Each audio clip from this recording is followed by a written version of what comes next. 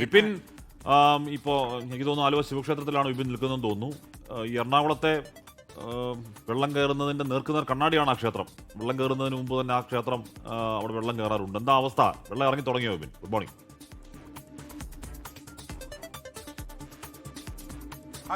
Good morning Ashmi, Amrita.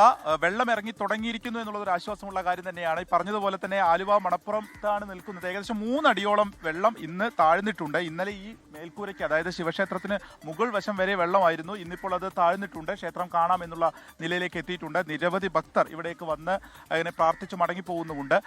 ഈ പെരിയാർ കരകവിഞ്ഞ് ഒഴുകുന്ന സ്ഥിതിയായിരുന്നു ഇന്നലെ ഉണ്ടായിരുന്നത്. അത് അപകട നിലയിലേക്ക് എത്തുന്നു എന്നുള്ളത് അത്രയും എത്തിയിരുന്നു. പക്ഷേ ഇന്നലെ രാത്രി നല്ല രീതിയിൽ തന്നെ മഴ കുറഞ്ഞു. ഇന്ന് രാവിലെയും ഇപ്പോൾ തെളിഞ്ഞ അന്തരീക്ഷമാണ്. ഇതാ ഈ സമയം വരെയും തെളിഞ്ഞ അന്തരീക്ഷമായിട്ട് തന്നെ നിൽക്കുന്നു. ചെറിയ ചാറ്റൽ മഴ രാവിലെ ഉണ്ടായിരുന്നു എന്നത് ഒഴിച്ചു കഴിഞ്ഞാൽ എറണാകുളം ജില്ലയിൽ പൊതുവെ മഴയ്ക്ക് നല്ല രീതിയിലുള്ള ശമനമുണ്ട്. ഇപ്പോൾ ഈ ശിവക്ഷേത്രത്തെ സംബന്ധിച്ച് ഇന്ന് ഈ കരഭാഗത്ത് വെച്ചിട്ടാണ് ബലിതർപ്പണം ഉൾപ്പെടെയുള്ള എല്ലാ ചടങ്ങുകളും നടക്കുന്നത്.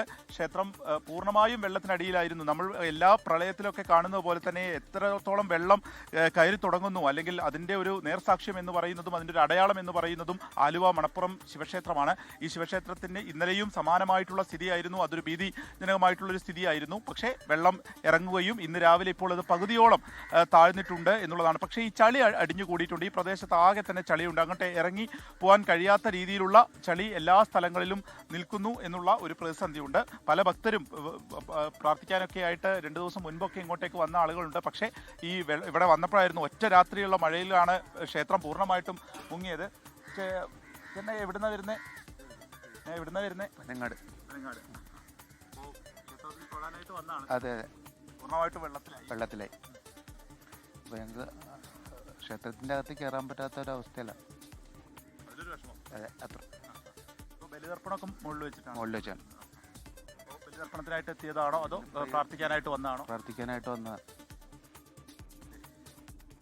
അപ്പോൾ ഇവിടുത്തെ തൊട്ടടുത്തുള്ള ആളുകളൊക്കെ പറയുന്നത് ഇന്നലെ ഈ ഒരു പ്രദേശത്ത് ഇവിടേക്കൊന്നും വരാൻ കഴിയാത്ത അത്ര സ്ഥിതിയായിരുന്നു. ഒപ്പം തന്നെ നടപ്പാലം ഉണ്ടായിരുന്നു ക്ഷേത്രത്തിന്റെ, അതും അടഞ്ഞു കിടക്കുക തന്നെയായിരുന്നു. ഇന്നിപ്പോൾ ഈ മൂവാറ്റുപുഴ പ്രദേശത്ത് അല്പം വെള്ളക്കെട്ടുണ്ട് എന്നുള്ളത് ഒഴിച്ചു കഴിഞ്ഞാൽ മറ്റുള്ള സ്ഥലങ്ങളിൽ നിന്ന്, അതായത് ഇന്നലെ നമ്മൾ പറഞ്ഞ പോലെ ബോസ്കോ കോളനി ഉൾപ്പെടെയുള്ള പ്രദേശങ്ങളിൽ നിന്ന് പൂർണ്ണമായിട്ടും വെള്ളം ഒഴിഞ്ഞിട്ടുണ്ട്. അവിടെയുള്ള കുടുംബങ്ങളെയൊക്കെ ഒന്ന് മാറി നിന്നാൽ ഇറങ്ങി പോകുന്ന വെള്ളമേ ഉള്ളൂ. മഴ മാറി നിൽക്കും. എറണാകുളത്തും അത്യാവശ്യം മഴയൊന്ന് മാറി നിൽക്കുന്നുണ്ട് രാവിലെ. അതങ്ങനെ തുടരുമോ അതോ മുന്നറിയിപ്പ് പോലെ വീണ്ടും തീവ്രമായി ഇന്നലെ നമ്മൾ കണ്ട പോലെയൊക്കെ വലിയ മഴയിലോട്ടും കാറ്റിലോട്ടൊക്കെ പോകും? നമുക്ക് അല്പസമയത്തിന് അറിയുകയും ചെയ്യാം. അങ്ങനെ പോകാതിരിക്കട്ടെ. മുത്ത് പറയുന്നുണ്ട് റിപ്പോർട്ട് ചെയ്യുന്നവർ ശ്രദ്ധിക്കുക, വെള്ളത്തിൽ ഇറങ്ങി റിപ്പോർട്ട് ചെയ്യണ്ട. ആഷ്മി എന്ന് പറഞ്ഞു കൊടുക്കാൻ പറയാണ്. റിപ്പോർട്ടിന് പോകുന്നവരോട് എങ്ങനെയാണ് വെള്ളത്തിൽ എന്ന് പറഞ്ഞാൽ അവര് എന്താണ് അവിടുത്തെ സാഹചര്യം, ഒരുപാട് മനുഷ്യന്മാർ വെള്ളത്തിലാവുമ്പോഴത്തേക്കും അവിടെ അങ്ങനെ റിപ്പോർട്ട് ചെയ്യാൻ പറ്റത്തുള്ളൂ എന്നുണ്ടെങ്കിൽ അതല്ലേ പറ്റുള്ളൂ.